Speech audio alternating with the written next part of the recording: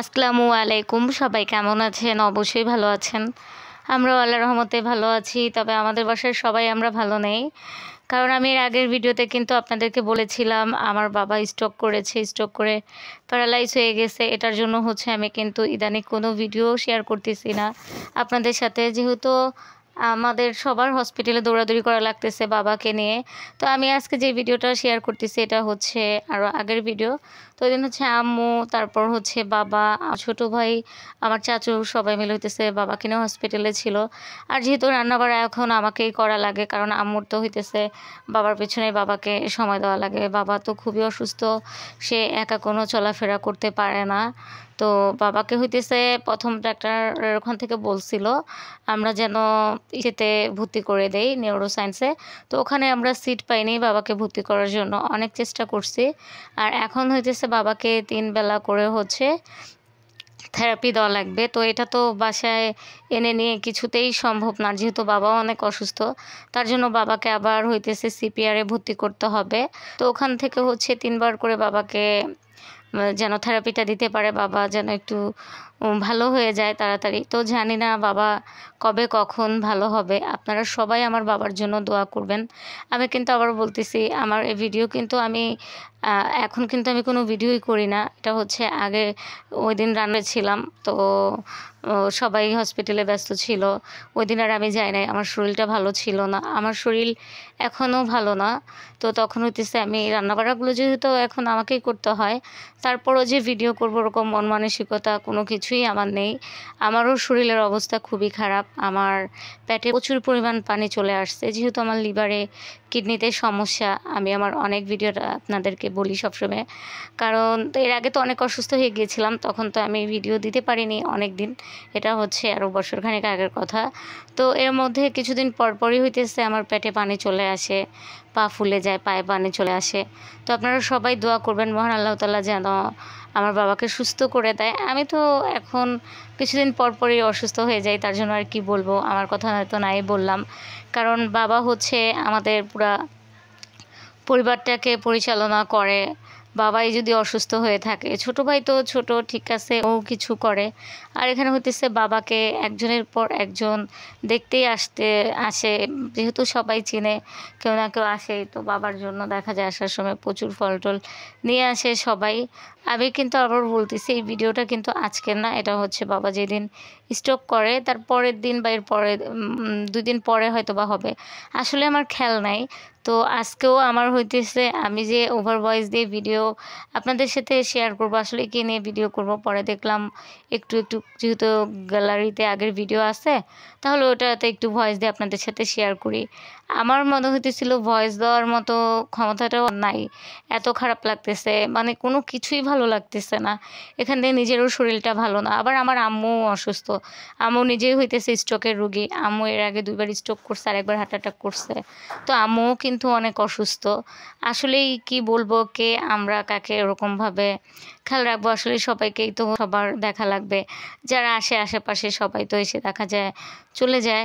আর এই তো এখন তো আবার আম্মু আর বাবাই হসপিটালে, দুজনেই থাকবে। দেখা যাবে আমি খাবার টাবার নিয়ে যাব, বা আমিও থাকবো, আর ছোট ভাই আছে, সবাই মিলে ঝিলে থাকা লাগবে।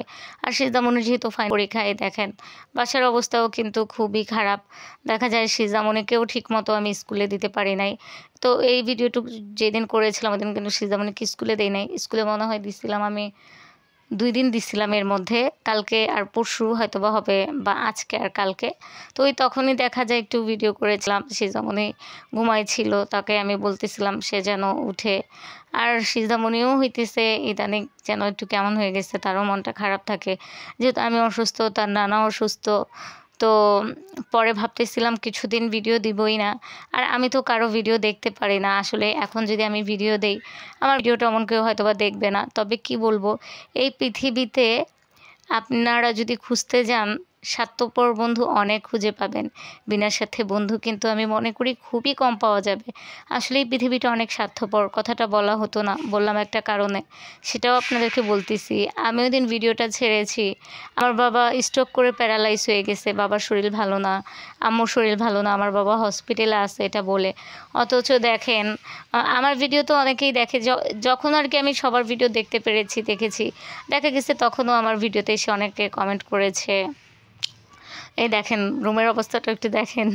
তো যেটা বলতেছিলাম যে আসলেই এরকম কিছু কিছু জায়গা আছে যেখানে হচ্ছে মনে হয় মানুষ শুধু নিজের স্বার্থেই চলে।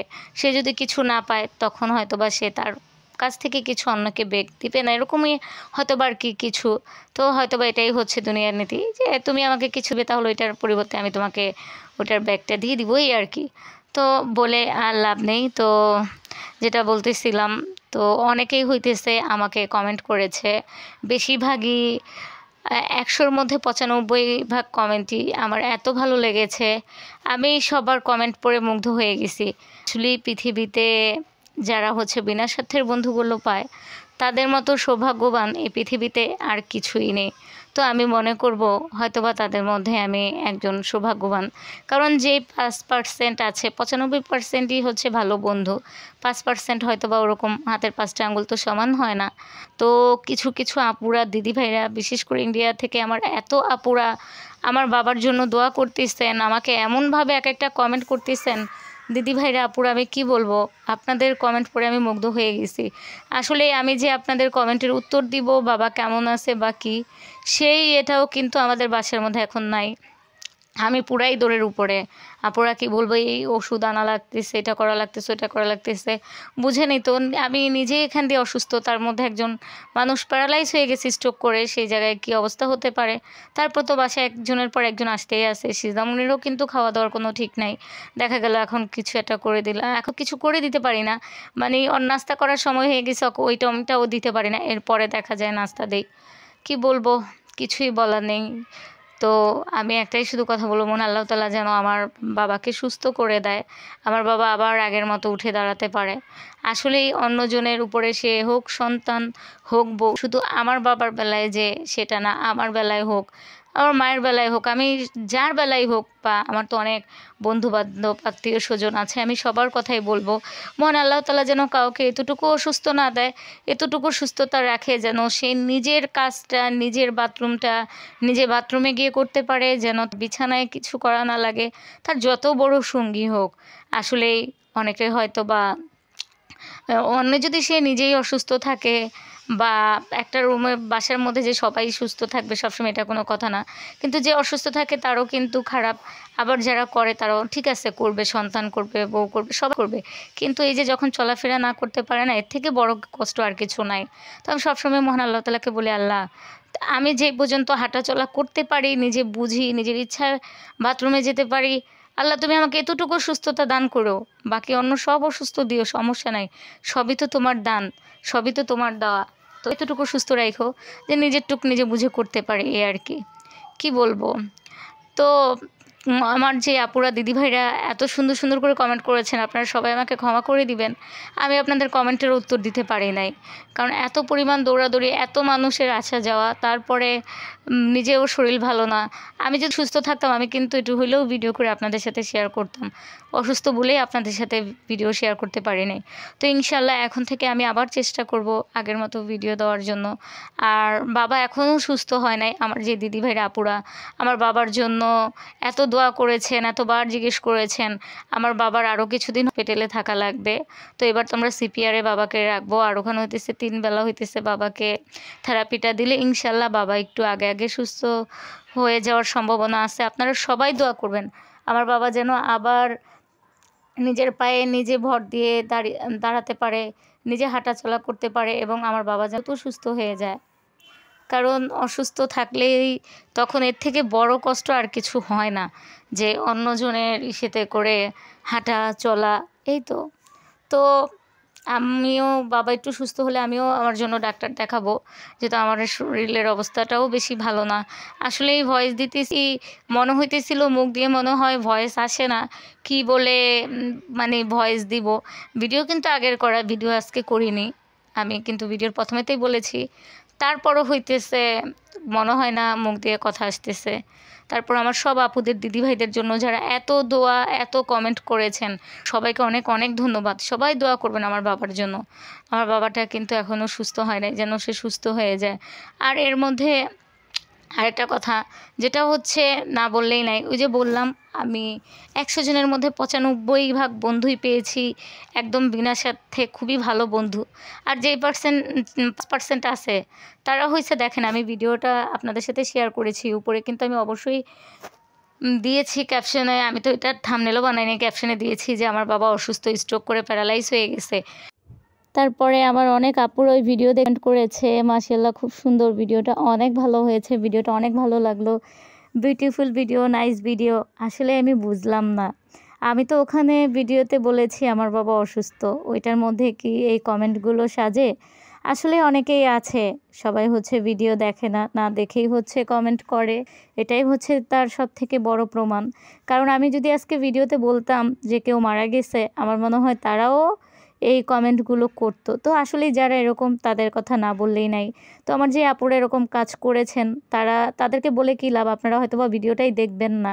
আর যদি দেখেও থাকেন, কেউ আমার কথা শুনেও থাকেন, আপনারা আমার চ্যানেলটা আনসাবস্ক্রাইব করে আপনারা আমার চ্যানেল থেকে বের হয়ে যান। আসলেই বিপদ সবারই আছে, বিপদ কখনো বলে আসে না, মহান আল্লাহ তাআলা সবাইকে পরীক্ষা করে।